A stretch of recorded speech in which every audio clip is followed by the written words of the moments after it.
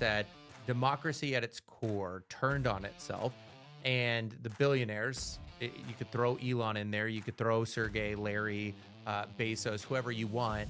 It was like they had a massive mission to go to outer space, to get to the moon, to get to Mars, to start to colonize the universe, literally because of taxes and the fact that America was imploding on itself, and that getting to Mars allowed for them to have their own taxation on Mars. Welcome to Next In. Yeah, I am joined by Shane Shaun, my co-host, and no one else. So you're welcome. We just didn't find anybody cool enough. We were like, no one can match our swag. So here we go. We got some crazy news. We are just now being told that the founders of Google, they are doing what we did. So they're following the trend that both Shane and I started, which is leaving where we're from. Because Shane, that's definitely started by us. It was. No, it was. So let's get clear. Had nothing to do with COVID. No. 2020 was not the reason why you left Chicago and I left Seattle. But Oh, well, that was the gasoline on the fire. But we left, I left Chicago for a multitude of reasons, which we'll probably talk about. And you left Seattle for, in many ways, similar reasons. And we both landed on Nashville, which is the greatest place in the world. But right now, the news is really coming out that Larry and Sergey, especially Larry, has moved to Miami or Coconut Grove, I guess.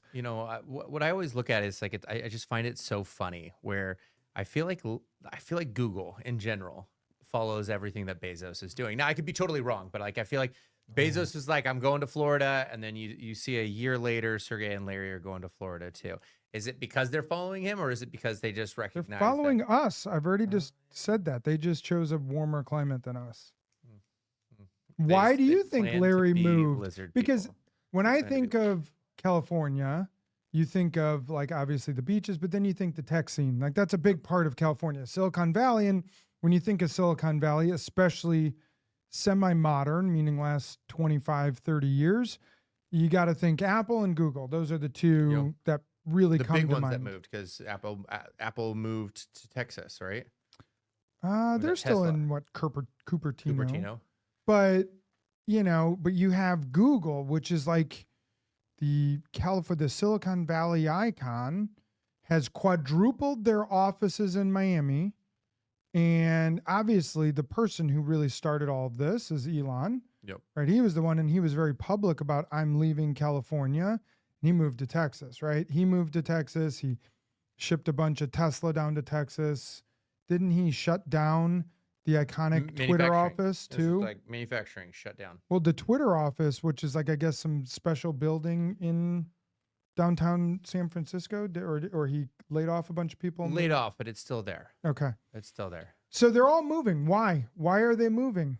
Do we know? I don't know. I think there's a lot of different things, because I could also look at it and go like In-N-Out moved recently, right? In-N-Out moved here. They moved to Tennessee. Starbucks is preparing to move. I don't know if they're going to shut down Seattle, Oracle, or if they're just going to come here. Oracle's coming to Nashville.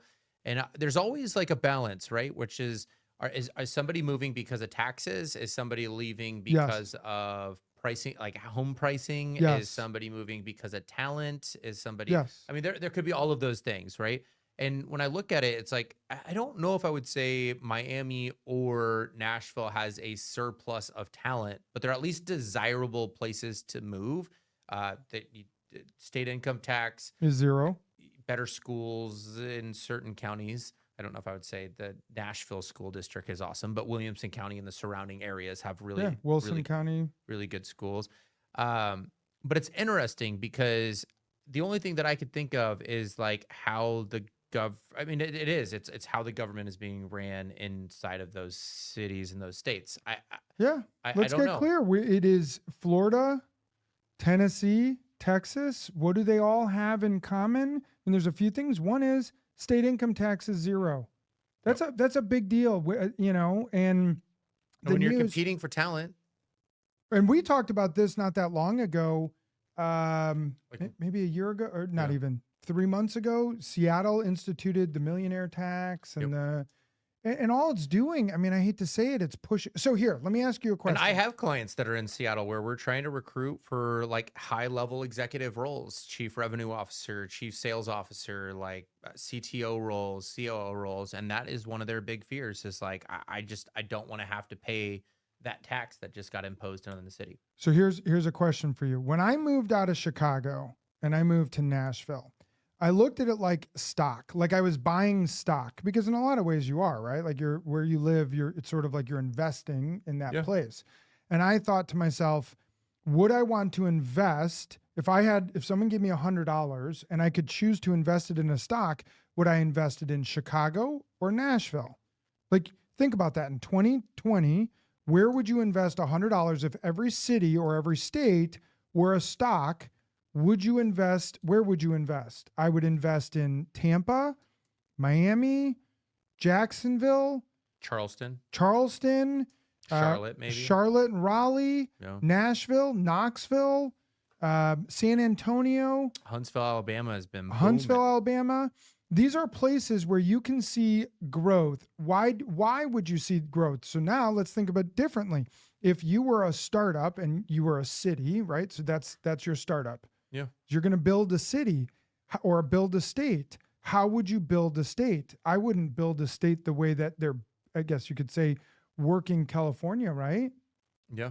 Because again, they're just taxing, because what it's doing when you tax these people like Sergey and Larry who are going, you're going to take so much of my money and what I've built Google, and I put so much blood, sweat, and tears into this and so much risk. That's the part is everyone's like, oh, they're billionaires. But nobody wants to acknowledge those parts where like all of a sudden you could snap your fingers and all of that could disappear with the one singular mistake that's on accident. Yeah. Or let's go back to when they first launched it. I'll bet you you could talk to Travis Kalanick at Uber, controversial or not, Dorsey from the Twitter days, all of these guys, and go, hey, when you were launching this, was it like all butterflies and roses? Was it really easy? Did you know you were going to become a billionaire? Probably not. And we could probably have a list of thousands of people to come on our podcast who could talk about the startup that failed, that they lost money on. So you got to remember that when you're talking about how Sergey and Larry are billionaires, they also went through a period of time where they were not. And because of it, they want to keep most of that money or a lot of it and not give it all back to the state of California, especially if they don't have much say in how it's run. So they've left. Said, hey, we're going to Florida. And then they're buying a $173 million compound. And they're investing in the economy there by doing things like, and yes, does the investments that they make ultimately create a net return or some sort of write-off or some sort of something for them to continue growing their wealth? The answer to that is like, yes. And there should be some sort of like selfish incentive for them to constantly be trying to pour their money into additional assets, additional vehicles to be able to support the community. And they created a lot of jobs that helped people grow. Like if we think about what Seattle is today, and we were talking about it not too long ago, which is like Starbucks started off real small and boomed. And there were some incredible things that happened because of what Starbucks was able to do in Seattle. Cloud in Seattle was built in Seattle. GCP, AWS, Azure, it was there. But that was because there was incentives and programs to be able to get them to build. And now it's called capitalism. Yeah, capitalism. It works. And we saw people being able to make the right moves because of that. And now we're starting to see those places where innovation was at its prime getting pushed out. And I'm curious if if Miami is going, because of the decisions 10 years from now, 20 years from now, is like Miami going to be Seattle 2.0? Is it going to be San Francisco 2.0? I don't know. Much prettier people, right? Yeah. They won't be wearing flannels and ripped jeans. They'll be wearing bikinis and neon colors. Raves all night. Yeah, I could see Miami. I could see Tampa also becoming a really, really big, popular spot to start building just businesses in general, whether technology or not. Well, because some of the benefits of something like a Nashville and benefits of something like a Tampa or a Miami is just like, not only does it have the infrastructure that's getting built out, not only does it have the demand, not only does it have the buzz, but it's got the airports. It's got the infrastructure for mass transit to bring in large things of like food and semis and highways. Like those are the things that are important, right? The rest of it, it's like Nashville's still relatively underdeveloped, but there's Mhm. a lot of opportunity to grow in those other areas as well. But again, And I it's didn't inevitable. realize Seattle was underdeveloped in 1990. I Yeah. didn't realize how big Seattle has gotten since 1990 until I watched this show on Hulu, The Dark Side of the 90s, where it talked about the grunge era and how really Seattle was just a port town. Then grunge came about, then you had Starbucks, then you had Amazon, Microsoft before Amazon, and it really started to explode up there. Yep. And I didn't fully get that. I mean, I did. I grew up in that era, but like I don't know. I didn't realize it really was so dominant. You had the Chicagos, the New Yorks, the DCs, and LA, and then Seattle really popped off from the 90s on. I could see a Nashville doing the same thing. Yeah, and it's always interesting. It's like it's interesting how history has it always seems to repeat itself, right? And I always like to think of like the Roman era. But like have you ever read the book Red Rising? It's like a No. book that I'm currently reading. It's awesome. Like I've been doing these walk-in reads where I'll like read and walk All right. 3 to 6 Book miles at a review, Red time. Rising. Um, but Red Rising was like really interesting because it kind of talked about some of the stuff that I feel like as I was reading this book, it really resonated with me when I was like thinking about what was going on in Seattle, what's going on in San Francisco, how things are starting to move. And it did. It brought up this concept of kind of like the Roman Empire and Caesar, where it was like as the Roman Empire was expanding and growing and capitalism and democracy was taking a larger and larger form, how individual pockets just started turning on themselves. And we saw that with Caesar, where like everyone around him just like took a stab. Like everyone just took a stab. And it's like, is that happening in New York right now? Is that happening in Seattle right now where People it's are starting getting to like, stabbed there. It's all over the news. but it's like, is it imploding? Right. And it was like really interesting because like in that book, it brought up this concept of how it used America as the example. And it said democracy at its core turned on itself, and the billionaires, you could throw Elon in there, you could throw Sergey, Larry, Bezos, whoever you want. It was like they had a massive mission to go to go outer space, to get to the moon, to get to Mars, to start to colonize the universe, literally because of taxes and the fact that America was imploding on itself, and that getting to Mars allowed for them to have their own taxation on Mars. So you're saying Florida is Mars?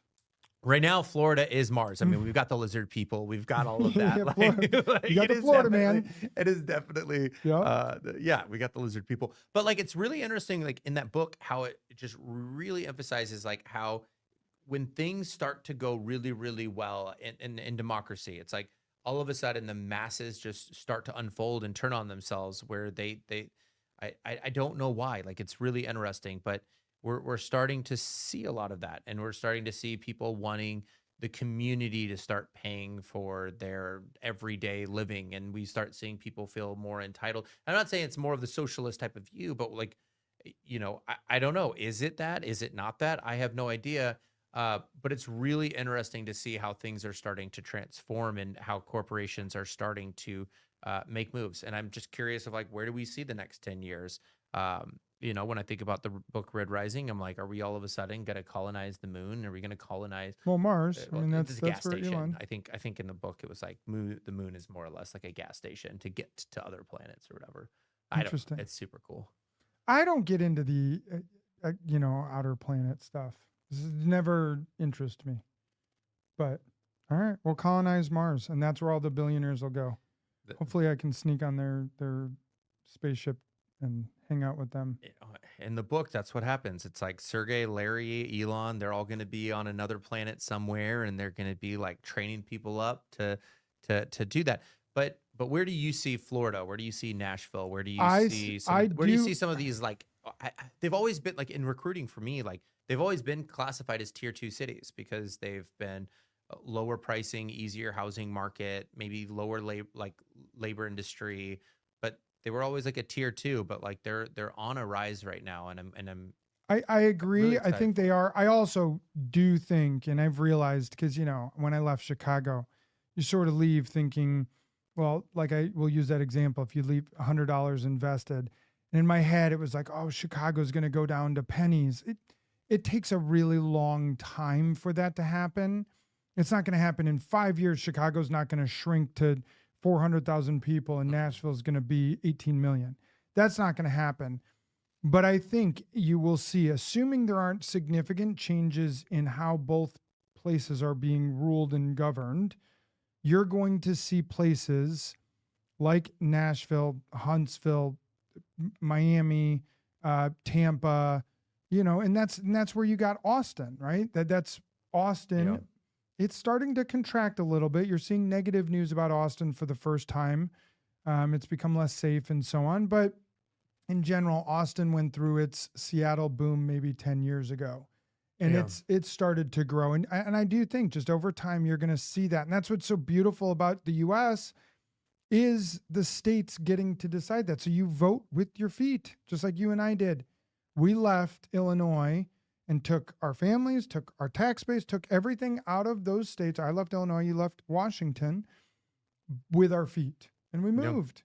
Yep. And I think a lot of people are doing that. We know that. We know it in Nashville because but over about half the people that you meet are from somewhere Nobody's else. really from here. There's like you got Nolensville, Tennessee, which you might as well call San Diego. Yeah.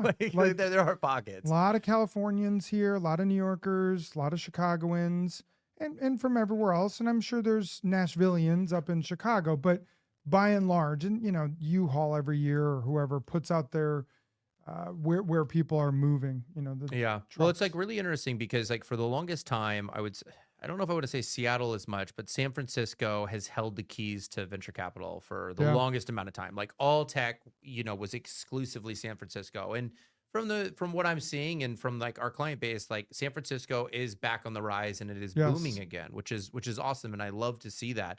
And the community is starting to thrive there again after a 3-year COVID hiatus. But like we're now seeing that New York is starting to experience that exact same growth where all of a sudden you've got New York just blowing up and getting similar type of investment as what the Valley did. And we didn't see that, back in 2015 to 2020. Like New York was great for the financial markets and there was like very specific kind of industries. And now we're seeing a lot of tech that is not just finance. We're seeing a lot of healthcare. We're seeing a lot of social. We're seeing a lot of consumer. And that's different. But there's got to be a city, I don't know when and I don't know where, that's going to be that next innovation hub. That's going to be the San Francisco. They said it was going to be Boise, and that petered out. It's not going to be Boise. I wish it was. I'm from Idaho. I'm from Lewiston. It's not going to be Boise. No, that petered out. That was in the late 90s. I remember reading like Boise's the next Silicon Valley. That petered out a bit. Yeah. Quite a bit. Like a lot. Like it fully petered out. Yeah, people moved to Idaho and they're like, oh, I would just rather be in Montana. Yep, that's how I felt. Like, got it. This is why we didn't take off the first time. All right. Back to San Francisco. Back to San Francisco. Well, it'll be interesting. It'll be really interesting when you watch the Google guys move, and we already watched Bezos and we watched Elon move, and you're seeing these icons of Seattle, San Francisco, and just California in general start to move out of there. What happens when, long term, 15 years from now? What's going to be the next innovation hub? That's what I want to know. I want to know where are the VCs going to start dumping money? I know Nashville, like one thing about Nashville, like in terms of number of checks, I think it was like in 2025, number of checks, Nashville had the highest amount of number of checks deployed to startups. But it wasn't even in the top 10 of like overall sums of dollars. A lot of $10 checks. Yeah, a lot of $10 checks. Like there's a lot of like innovation. Like, so it's just like, when is there going to be a city that's getting, I don't want to say equal amount of investment as San Francisco or New York, but there's got to be a time where people So start what's the next? What's the next? And I'd love to get you guys to like comment below. Like, what do you believe is going to be the next tier 2 city that's going to become a tech boom? And maybe it's Miami. Like that's if I had to pick. Oklahoma City, Nebraska. Yeah, that's a state. Yeah, I know. I was going to say Omaha, Nebraska. Omaha. Fremont, Nebraska. Yes. Well, we'd love to get your take. It's interesting watching Sergey and Larry move from California This was sponsored by visitnashville.org. No, I'm just kidding. So we love it here in Nashville. We'd love for more startups here in Nashville. It makes the scene fun. But we'd love to get your take. What is the next innovation hub? Is it Miami? Is it Nashville? Charlotte? Can't say Austin either. They've already had their moment. And don't say Boise because we'll laugh at you. All right. So for everyone, hopefully you guys have enjoyed this. And to Sergey and Larry, I'm waiting for the housewarming party invite. So we will see you guys soon. Goodbye.